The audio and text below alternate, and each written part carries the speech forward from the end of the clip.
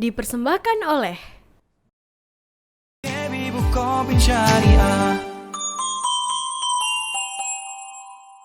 Bismillahirrahmanirrahim. Assalamualaikum warahmatullahi wabarakatuh. Alhamdulillahirrabbilalamin. Puji syukur kehadirat Allah subhanahu wa ta'ala, Tuhan semesta alam, yang syukur alhamdulillah hari ini kita masih diberikan nikmat sehat walafiat dan juga tentunya nikmat bahagia, sehingga hari ini kita masih bisa merasakan kebahagiaan menjalankan ibadah yang diwajibkan oleh Allah subhanahu wa ta'ala. Dan tentu tak lupa juga salawat serta salam marilah senantiasa kita haturkan ke haribaan Nabi besar kita, Nabi akhir zaman, Nabi Muhammad SAW. Pemirsa televisi Muhammadiyah dimanapun Anda berada, senang sekali saya Irmalia Septiana dapat kembali menyapa Anda pemirsa.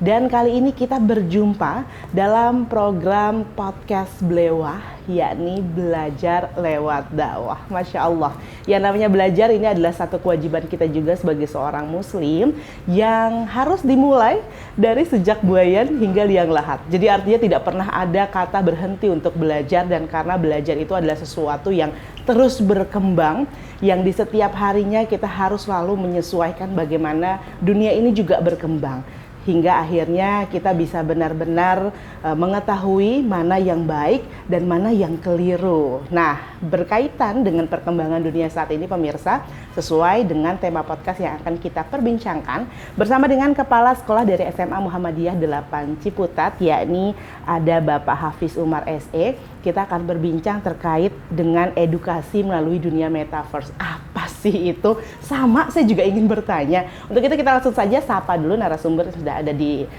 samping saya saat ini, yakni Bapak Hafiz Umar selaku Kepala Sekolah SMA Muhammadiyah 8 Ciputat. Assalamualaikum warahmatullahi wabarakatuh. Waalaikumsalam warahmatullahi wabarakatuh. Masya Allah, senang sekali bisa berjumpa dengan Pak Hafiz. Alhamdulillah bisa bersilaturahmi di Alhamdulillah. Blewah. Bener Ya, banget ya, belajar ya, lewat dakwah ya. Senang banget pemirsa, ini bisa nampak gitu ya, Pak Hafiz ini seorang yang ceria, semangat. Mungkin karena sering kali bertemu dengan para peserta didik mungkin ya? Betul Mbak.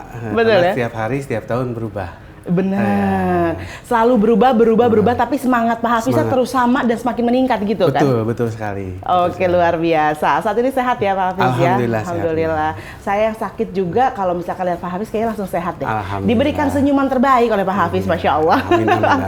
Pak Hafiz, ini menarik sekali. Saat ini kita akan berbincang terkait dengan edukasi melalui dunia metaverse. Kita mau kenal dulu nih sebenarnya bagaimana pandangan Pak Hafiz sendiri terkait dengan perkembangan teknologi saat ini yang semakin luar biasa gitu ya. Kayaknya kalau dibilang kita main kejar-kejaran nih, orang tua kita zaman sekarang aja hampir sudah bisa juga memahami tentang teknologi ya, seperti menggunakan smartphone dan lain sebagainya, yang semula hanya bisa nelpon, sekarang udah bisa mulai chat-chatan gitu ya. Ini itu luar biasa saya melihatnya, bahwa orang tua kita di saat ini saja mengikuti perkembangan itu agar bisa tetap berkomunikasi dengan anak-anaknya. Nah, bagaimana dengan dunia pendidikan yang kita tahu tentunya harus semakin berkembang dan harus mengikuti perkembangan zaman itu. Bagaimana pandangan Pak Hafiz?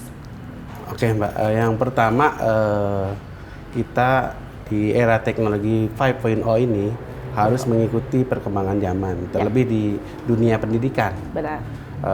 Di mana digitalisasi pendidikan itu sangat diperlukan agar kualitas peningkatan pendidikan di sekolah khususnya dapat bisa meningkat lebih cepat dan tidak tertinggal oleh kemajuan dan perkembangan teknologi yang saat ini memang boleh dibilang sangat cepat perkembangannya. Bagaimana kita di pendidikan dapat mengikuti perkembangan teknologi itu dengan baik. Oke, tapi sebenarnya digitalisasi pendidikan itu sendiri itu buat Pak Hafiz ya, secara personal itu ancaman atau bagaimana? Jadi gini Mbak, dahulu sebelum adanya internet ya, orang muncul banyak kekhawatiran internet itu akan membuat gangguan-gangguan. Benar. Terlebih ada isu Y2K juga waktu itu ya.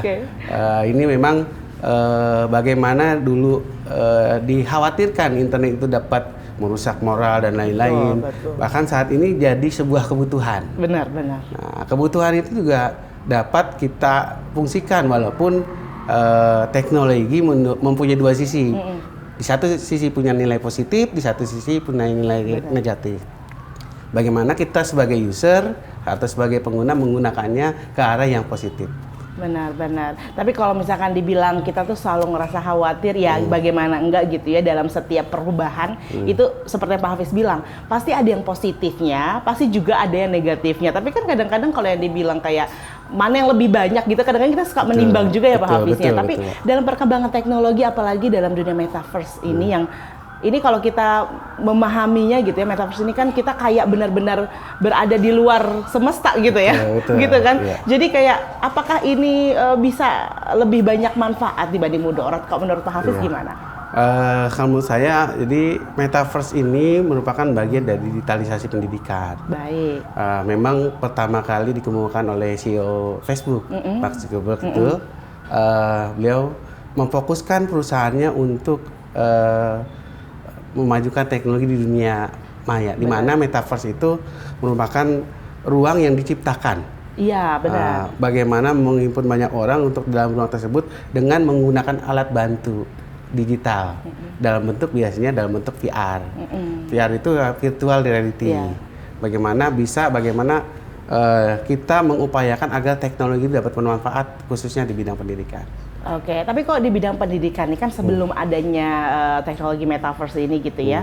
Tadi kalau VR kayaknya pemirsa juga udah banyak nih yang agak-agak relate gitu ya, mulai memahami VR ya, sering dengar dan lain sebagainya. Tapi metaverse sendiri kan sebenarnya ini masih kayak sesuatu yang baru, yang masih terus dikembangkan agar tidak terjadi hal-hal yang akan mengecewakan ke depannya begitu ya. Apalagi dipergunakan dengan salah. Nah ini juga penting banget. Dari setiap kemajuan teknologi apapun itu pemirsa, sebenarnya kalaupun internet saat ini udah jadi kebutuhan kita, pun harus tetap kita awasi gitu ya. Apalagi sesuatu atau teknologi yang baru berkembang. Nah ini bagaimana kemudian pendidikan membuat batasan itu? Jadi di dunia pendidikan kita harus bisa memilah dan memilih. Yes.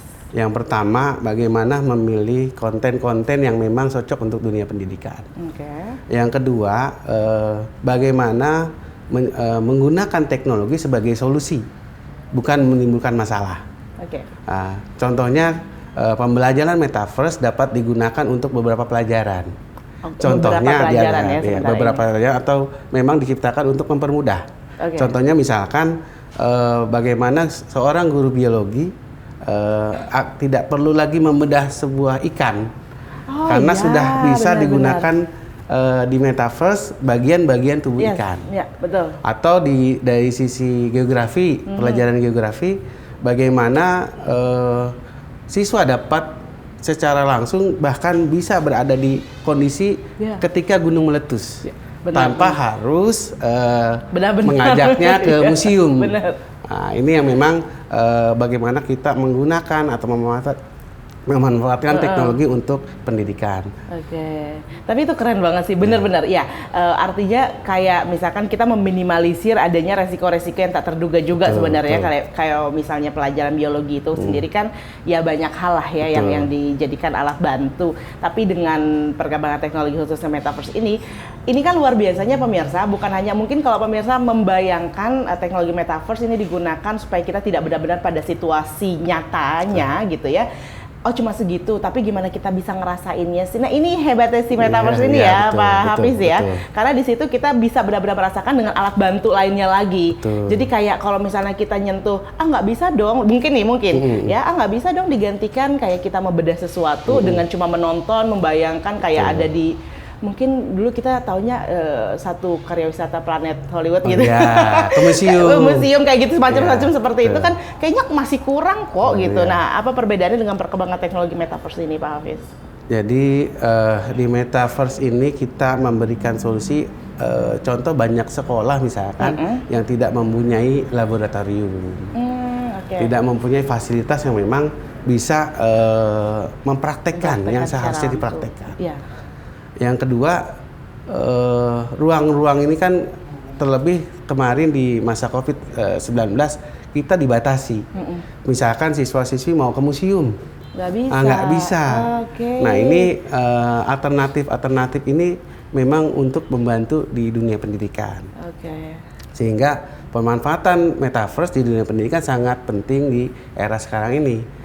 Terlebih mungkin nanti ke depan tidak diperlukan lagi ruang-ruang kelas misalkan, karena dengan perangkat yang dimiliki di rumah anak sudah bisa belajar seperti di sekolah.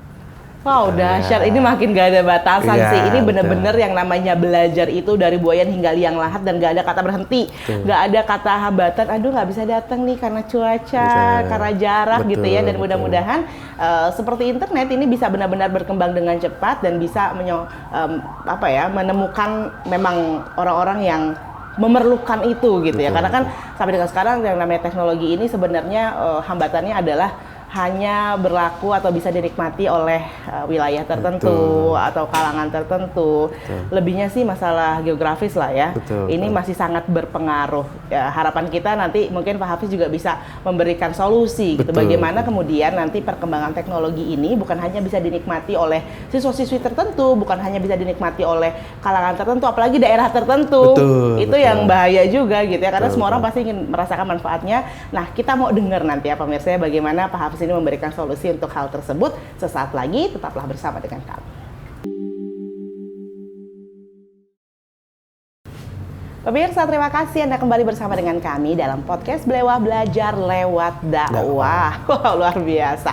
Nah, pemirsa, ini kita masih berbicara terkait dengan edukasi melalui metaverse ini, di mana kita tahu pemirsa memang perkembangan teknologi ini harus selalu bersahabat dengan kita. Jangan sampai kita menjadi musuh dari perkembangan zaman di era sekarang gitu ya. Karena yang namanya pendidikan itu kan cikal bakalnya bagaimana kita bisa melakukan hal-hal syar'i lainnya seperti beribadah dan hal-hal amal soleh. Tanpa ilmu semuanya kan menjadi tidak ada artinya Pak Hafiz ya.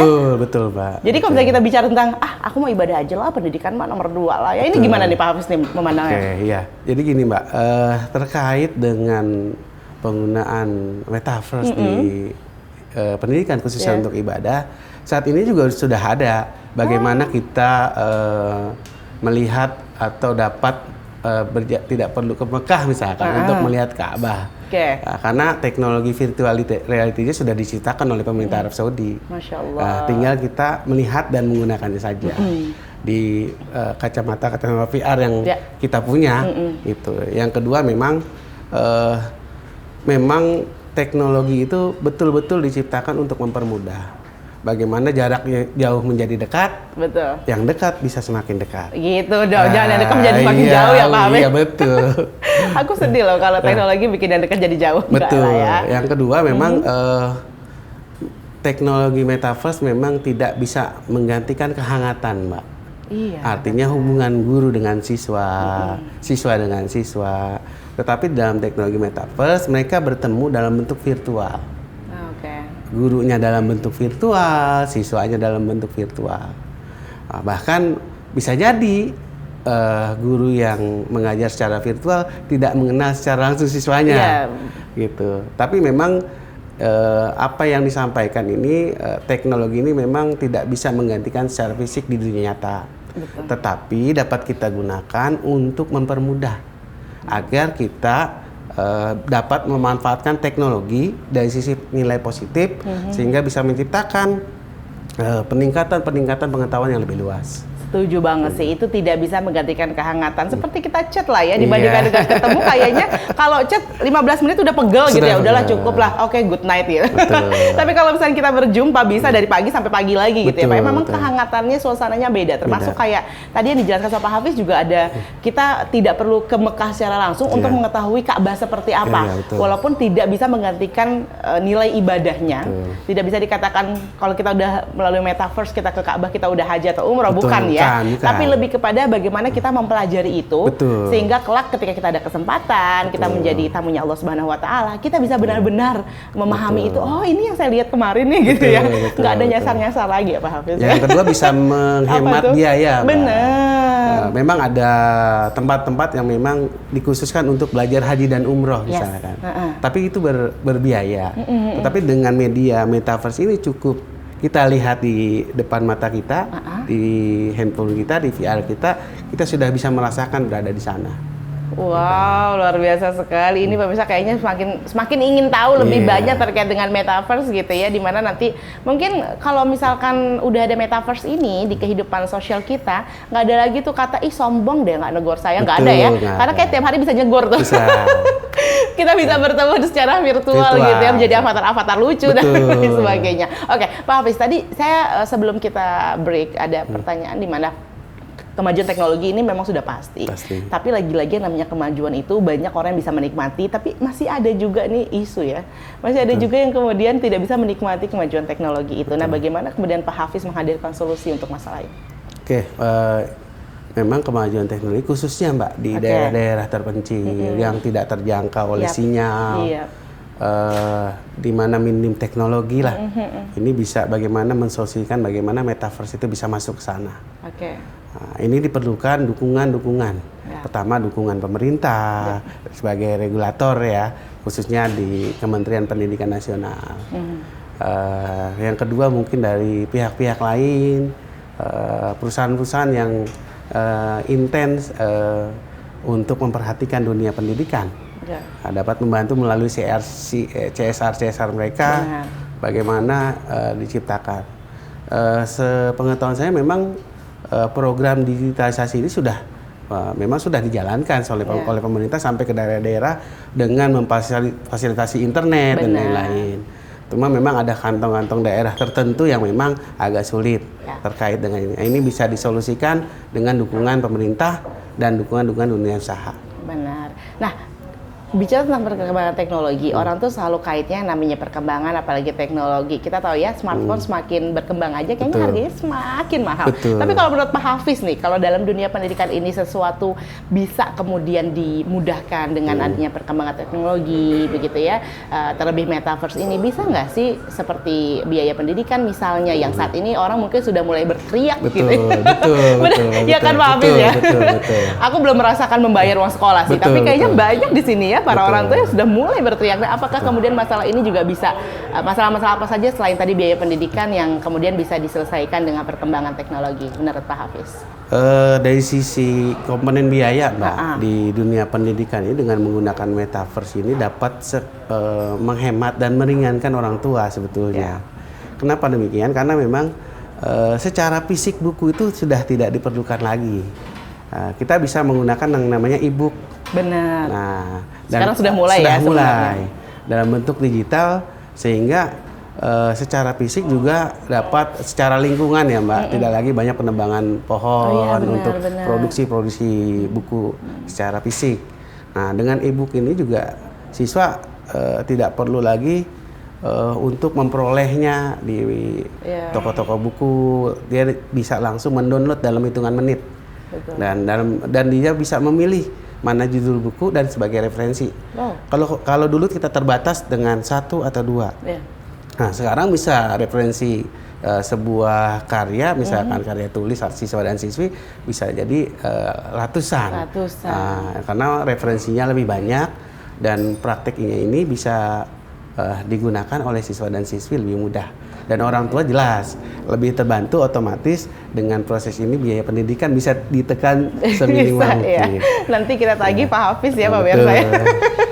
Dengan adanya komponen biaya yang mungkin bisa lebih ringan dan lebih terjangkau lagi, sehingga meskipun semua-muanya ini apalagi terkait dengan biaya, biasanya kita kalau biayanya semakin murah taruhlah begitu ya, atau semakin ringan, kita suka agak-agak khawatir dengan kualitasnya. Tapi dengan metaverse itu bisa terbantu. Kualitas tidak menurun bahkan meningkat. Tapi dengan masalah-masalah lain seperti biaya dan lain sebagainya, ini bisa diatur atau bisa ditekan begitu ya Pak Hafiz ya. Jadi gini Mbak, yang kedua memang tidak terlihat lagi nanti anak-anak TK dengan puluhan buku di tasnya. Kita nggak tega ya, ini tas sama orang lebih besar tasnya. Gitu. Jadi dia cukup cuma bawa tablet ke sekolah. Sistem absensi, sistem manajemen, pembayaran, itu sudah di dalam aplikasi.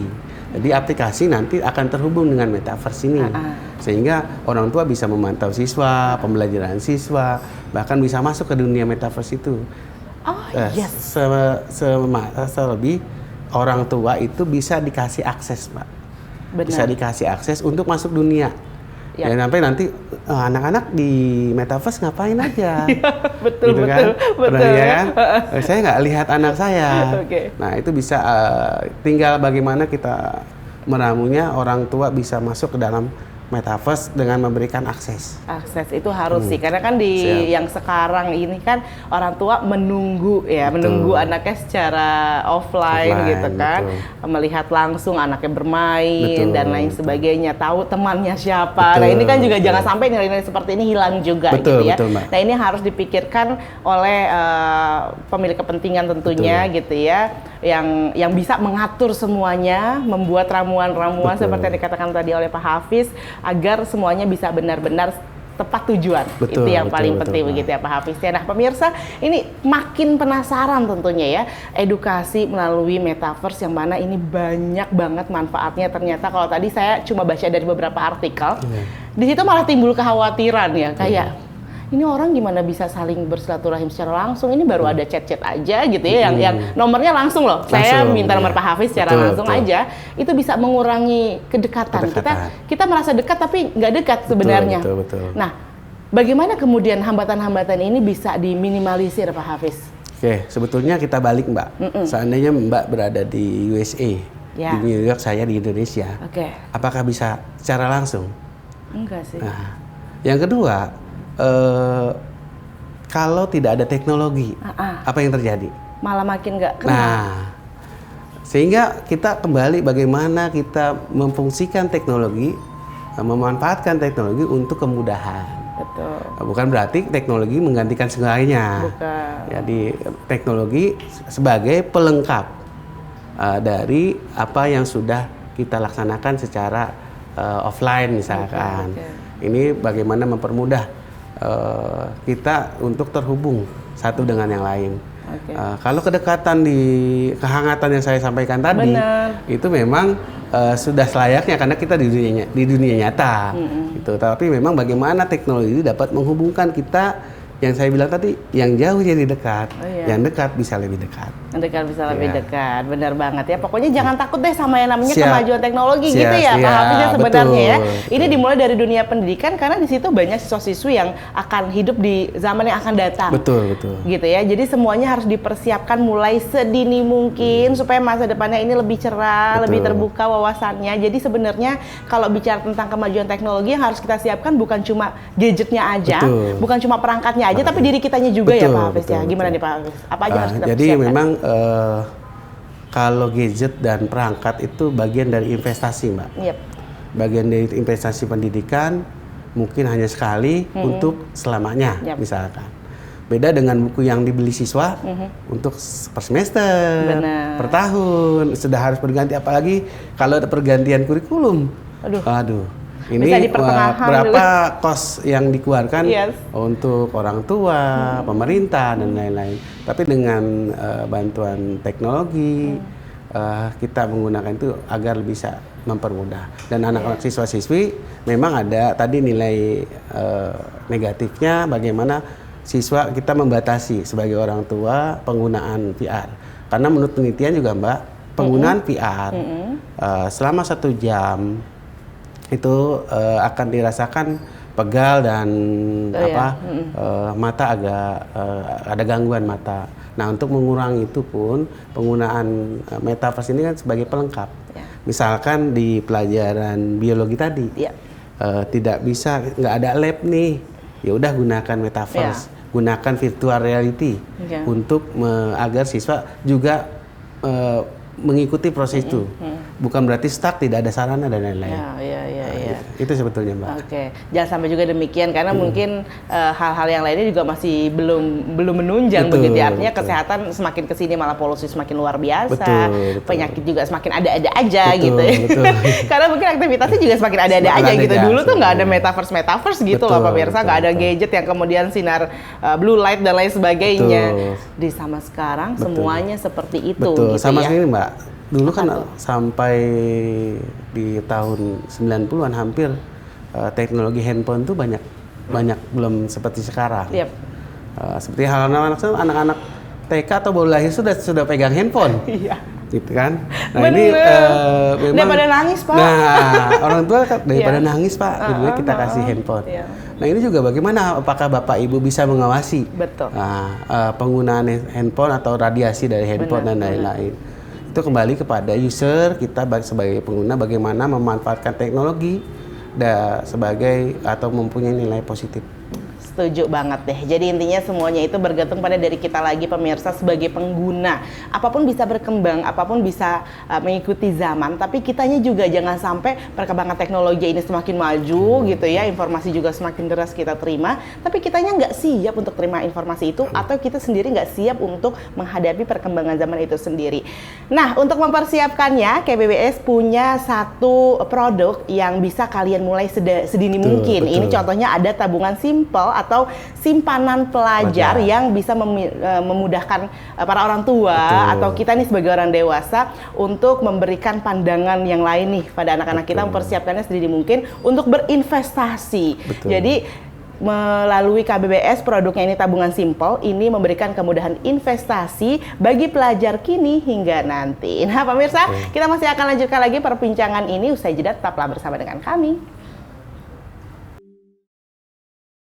Pemirsa, Anda kembali lagi bersama dengan kami dalam podcast Blewah, belajar lewat dakwah. Nah, pemirsa seneng banget nih bisa terus menemani pemirsa semua di episode kali ini karena ini memang sangat luar biasa sekali, sesuatu yang harus kita temui tapi mungkin kita agak sulit mengetahuinya gitu ya. Artinya kita kadang-kadang nggak dapat informasi yang emang semakin maju perkembangan dunia sekarang ini yang tentunya sebenarnya ini harus kita hadapi gitu ya. Menghadapi sesuatu itu kan kadang-kadang ada yang suka bikin kaget loh Pak Hafiz.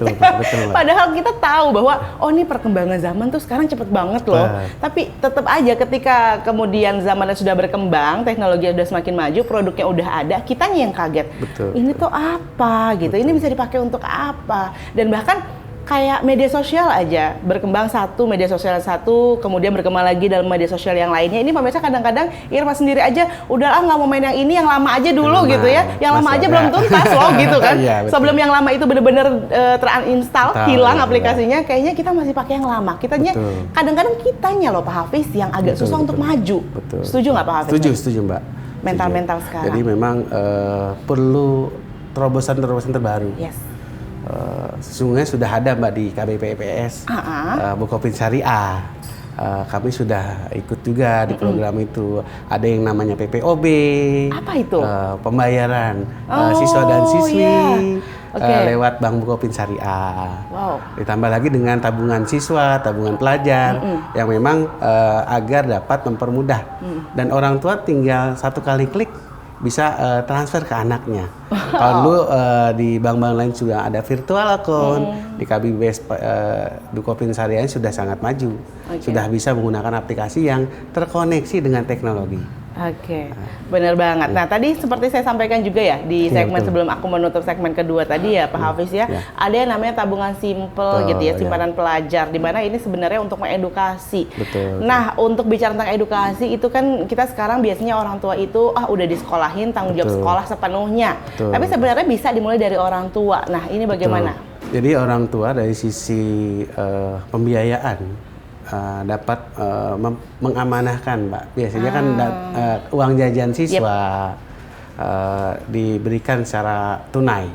Nah ini banyak sekali juga kendala-kendala, hilang di jalan, ada kecopetan atau perampasan dan lain-lain. Ini dapat terhindari, apalagi sekarang sudah zamannya uang digital. Iya betul. Uang digital itu tinggal orang tua bagaimana membuat tabungan pelajar di KBPPS dengan simple, simpanan pelajar itu tinggal mengetahui nomor rekeningnya, tinggal transfer.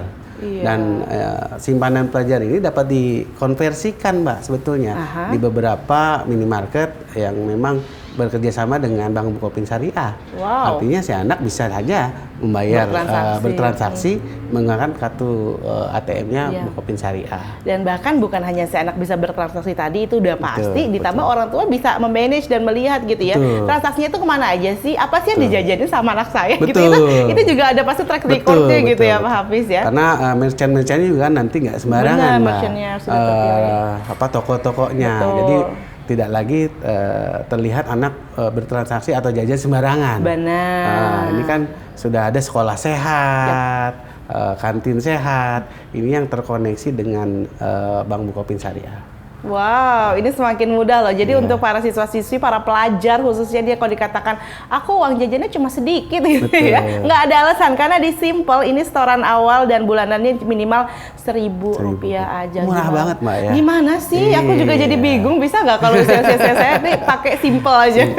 Jadi nggak usah pakai ada tabungan di rumah, karena kalau tabungan di rumah yang bentuknya celengan itu kayaknya belum 1 bulan udah saya hancurkan Pak. Karena kebutuhan, Mbak.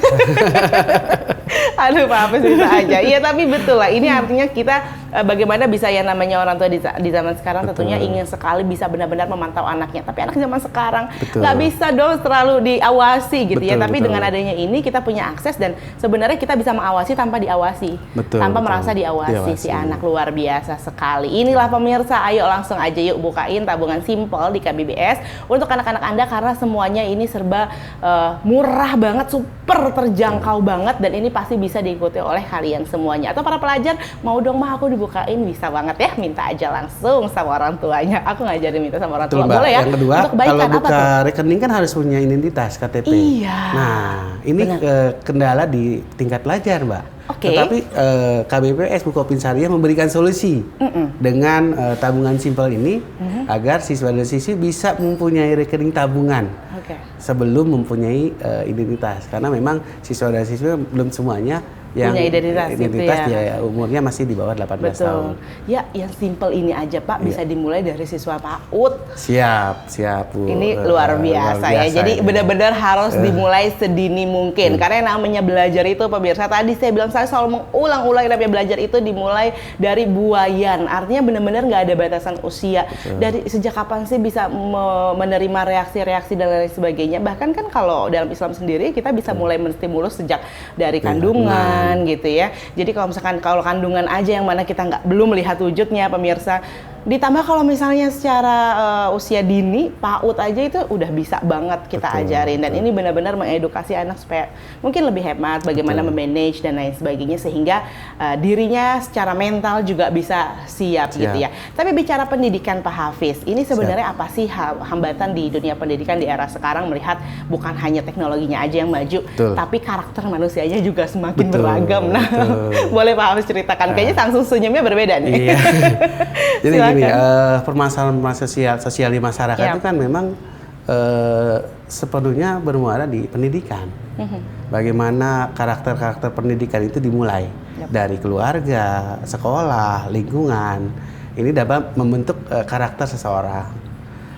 Yang kedua memang bagaimana karakter-karakter tersebut diciptakan atau tercipta. Dari dunia pendidikan memang membentuk karakter itu dari sejak usia dini, Pak. Dini, benar. Iya, bagaimana karakter itu terbentuk. Bagaimana penggunaan teknologi, pemanfaatan teknologi tidak mengganggu karakter. Karena banyak juga teknologi yang memang menghambat. Contoh atau menimbulkan masalah. Ya, seperti misalkan bagaimana anak terpaku hanya pada handphone. Terpaku pada handphone dan susah orang tua. Bagaimana menarik handphone ini supaya dari anak itu agak sulit. Benar. Nah, kembali ketika penggunaan teknologi, regulasinya sudah dibuat di awal. Seperti halnya orang tua harus punya komitmen dan kesepakatan dengan anaknya. Bagaimana handphone itu batasan-batasan penggunaannya. Batasan waktu, batasan konten, batasan akses. Nah, itu perlu dibatasi oleh orang tua. Oke. Jadi orang tua juga harus selalu sigap dan siap gitu ya. Meskipun di sekolah ini juga sudah diajarkan, tapi lagi-lagi sekolah itu baru bertemu pada usia-usia tertentu. Tapi orang tua sudah sejak awal gitu ya, benar-benar dari kecil. Artinya walaupun tadi karakter Pak Hafiz mengatakan bisa diciptakan atau tercipta gitu, tentunya harus ada stimulus-stimulus tertentu yang bisa menguatkan si anak itu ya, supaya bisa ya menerima apa-apa yang diajarkan. Ini benar banget loh pemirsa. Karena kayaknya orang tua saya nih khususnya kita juga selalu diajarkan di rumah itu tentang bagaimana nih basic ilmu pengetahuannya dulu. Jadi kayak basic agama kalau kita dalam Islam begitu ya. Artinya dalam apapun mau nanti ada perkembangan seperti apapun, ilmu bagaimanapun intinya semuanya kan berpegang teguh kembali lagi pada Al-Quran dan Sunnah itu ya. Sehingga kita sebagai anak nih, oh ya udah ada batasan nih. Nah itu dibuat oleh orang tua gitu ya, oleh orang-orang dewasa yang ada di sekitar kita, oleh lingkungan terdekat kita. Jadi biasakan sesuatu yang baik-baik agar si anak juga secara mental siap untuk menghadapi dunia ini. Termasuk tadi belajar belajar untuk menabung, untuk mengelola keuangan sendiri mungkin. Karena bicara tentang mengelola itu pemirsa paling susah. Benar ya Pak Hafiz ya? Betul, Pak Hafiz ketika awal menjadi kepala sekolah juga mungkin tidak terlalu sulit gitu ya perkembangannya. Tapi saat menjadi kepala sekolah, nah ini sudah memikirkan ya untuk kegiatan, kegiatan dan lain-lain. Kalau untuk sampai kepada gimana nih jenjang karir gitu ya, artinya oke lah, kita semua juga pasti anak mungkin dari kelas 1, kelas 2, kelas 3. Tapi ketika sampai pada masa itu dan kita bisa mengelola diri kita dan bisa menjadi lebih baik ke depannya, itu yang menjadi tantangan selanjutnya pemirsa. Dan kita masih akan kembali lagi pemirsa, usai jeda tetaplah bersama dengan kami. Pemirsa, terima kasih Anda terus setia bersama dengan kami dalam podcast Blewah Belajar Lewat Dakwah. Masih bersama dengan saya Irma dan juga bersama Pak Hafiz. Ini seru banget ya. Ngobrol sama Pak Hafiz seru banget. Kayaknya kalau zaman-zaman saya sekolah udah ada Pak Hafiz, saya berasa pengen ke sekolah setiap hari deh Pak. Masya Allah ya. Karena nggak berasa, biasa sekolah tuh bikin kita boring, waktunya tuh lama banget sih. Aduh, ini kapan istirahatnya gitu ya. Jadi immersive school Mbak. Sekolah menyenangkan. Menyenangkan, bener banget ya. Kayaknya ini berhasil sih Pak Hafiz, ini luar biasa. Ini semoga anak-anak siswa SMA Muhammadiyah 8 Ciputat nih happy ya, setuju sama saya ya. Kalau iya komen di bawah. Tetap ya, luar biasa. Oke, Pak Hafiz, ini tadi perkembangan teknologi metaverse yang saat ini juga mungkin SMA Muhammadiyah sendiri sudah melakukan itu ya, sudah melakukan metaverse gitu ya, ikut belajar juga. Karena sebenarnya bicara tentang belajar itu bukan hanya siswa atau siswinya aja, tapi guru-gurunya juga. Nah, bagaimana kemudian SMA Muhammadiyah 8 ini juga menyiapkan para tenaga pengajar yang siap juga dengan perkembangan zaman? Oke, sebetulnya teknologi yang kita gunakan itu Mbak berkat dukungan juga dari KBPPS, sehingga anggaran-anggaran pendidikan support juga dari KBPS untuk di kita. Yang kedua memang bagaimana menyiapkan tenaga pendidik tendik kita itu agar siap atau melek teknologi. Betul. Karena banyak di awal-awal memang banyak yang mohon maaf yang untuk penggunaan laptop itu sangat sulit. Tidak pernah kenal dengan tools keyboardnya, komputer. Guru TIK doang kayaknya. Guru TIK aja ya. Nah, mungkin kita sudah mulai yang namanya digitalisasi pendidikan Mbak di SMA Muhammadiyah 8 itu sejak tahun 2015 sebelum COVID. 2015 itu kita sudah tidak lagi menggunakan media kertas. Sejak 2015? 2015. Itu bagaimana menciptakan dengan ya sedikit jerih payah, ada nangisnya juga, bagaimana mengkoneksi siswa dan siswi agar terkoneksi dengan wifi, bagaimana kita berdebat online dan offline, gitu kan? Itu susah banget deh. Itu memang ditambah nggak ada keadaan tertentu yang memaksa harus lagi kan? Itu gimana? Bagaimana teman-teman kesiapan? Ini kita kurang siap kalau ini. Tapi memang kalau perubahan itu tidak dimulai sekarang atau saat ini, maka kita akan tertinggal. Pasti. Nah, ini tercipta memang saat ini dulu siswa kita itu cuma 56 siswa. Sekarang sudah 1.200. Masya Allah, ini dengan biasa. menggunakan teknologi. Di 2015 itu kita berhijrah. Bagaimana penggunaan teknologi sehingga menimbulkan penghematan di sekolah. Tidak lagi menggunakan fotokopi dari bentuk soal, semuanya bentuknya digital. Di mana sisa-sisa dana itu atau dana yang tadi untuk fotokopi dan lain-lain itu untuk kesejahteraan Bapak dan Ibu guru. Nah, itu juga untuk mempermudah bagaimana siswa dan siswi terkoneksi dengan sistem. Luar biasa. Jadi tadi benar banget ya bahwa SMA Muhammadiyah ini ternyata sudah sadar sejak awal. Ya, 2015. Ini termasuk satu contoh muslim atau muslimah terbaik, bahwa kita harus selalu mempersiapkan diri gitu ya, dan harus selalu siap dengan apapun yang terjadi.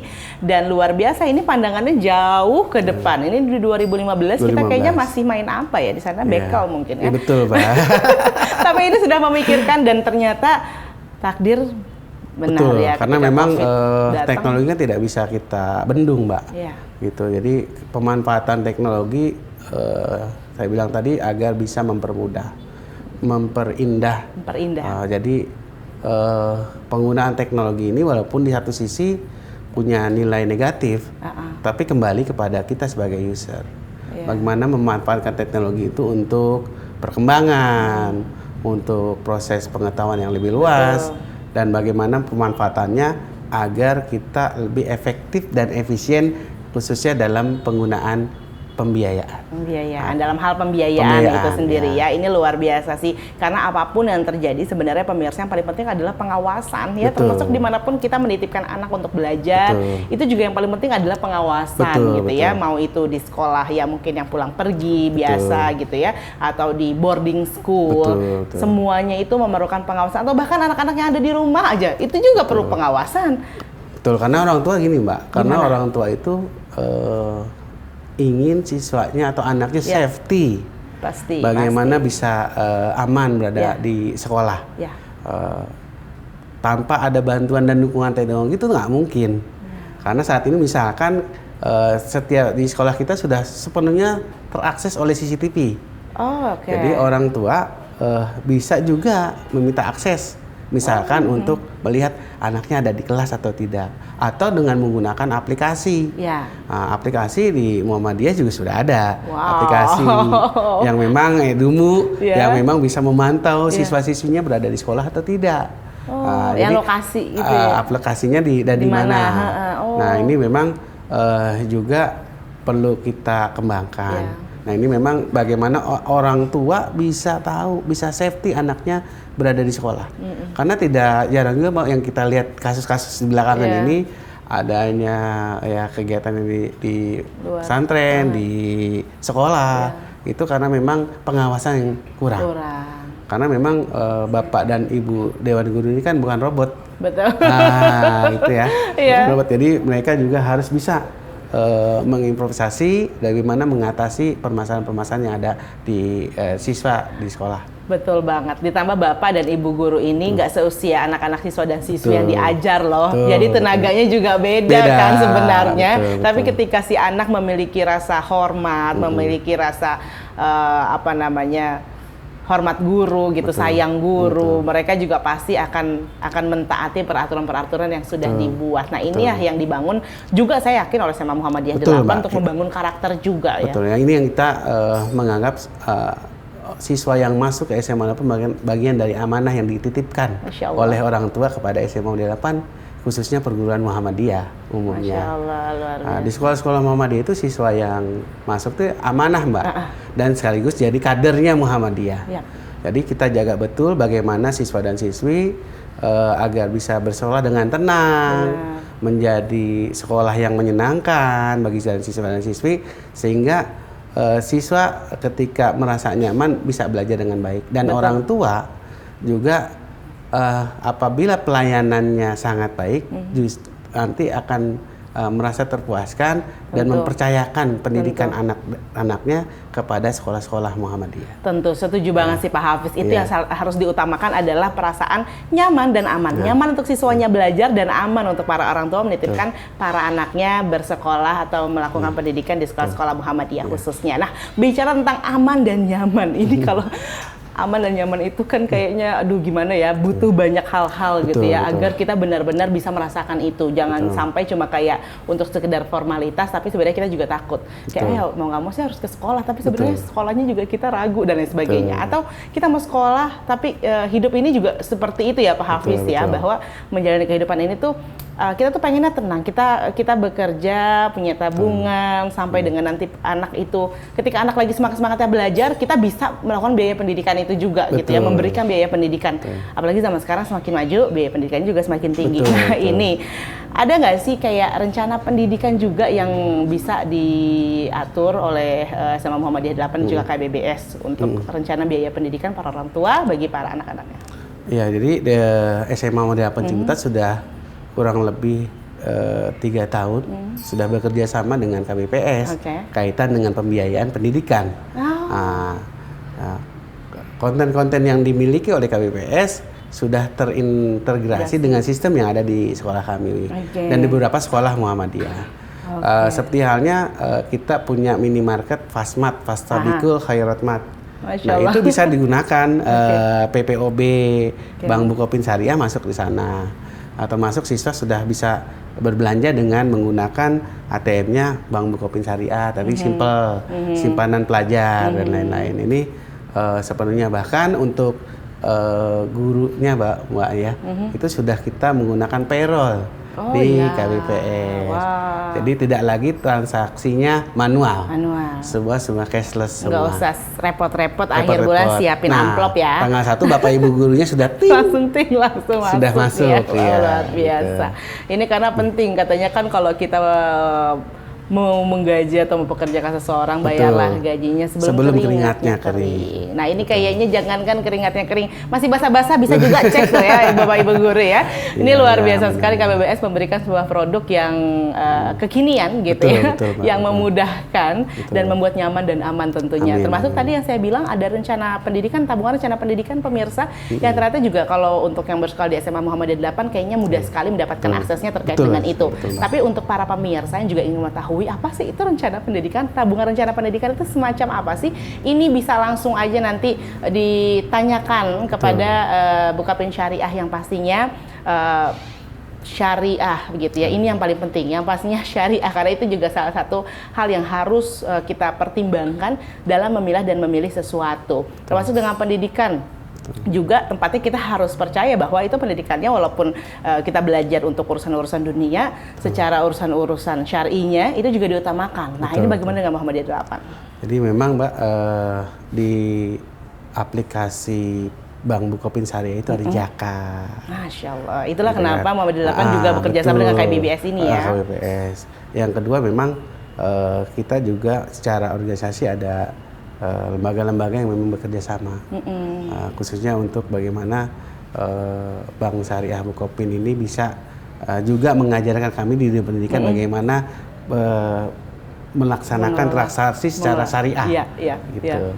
Nah ini memang merupakan bagian dari pembelajaran yang kami dapatkan dengan bekerja sama dengan Bank Bukopin Syariah. Masya Allah luar biasa. Ini pokoknya semua yang saat ini sudah tergabung di SMA Muhammadiyah 8 Ciputat khususnya ya, ini luar biasa karena pembelajarannya bukan hanya bagi siswa dan siswi, tapi bagi bapak dan ibu guru sekaligus juga orang tua yang terus diajak untuk bisa belajar menjadi insan yang lebih baik lagi. Apalagi di bulan yang mulia ini luar biasa.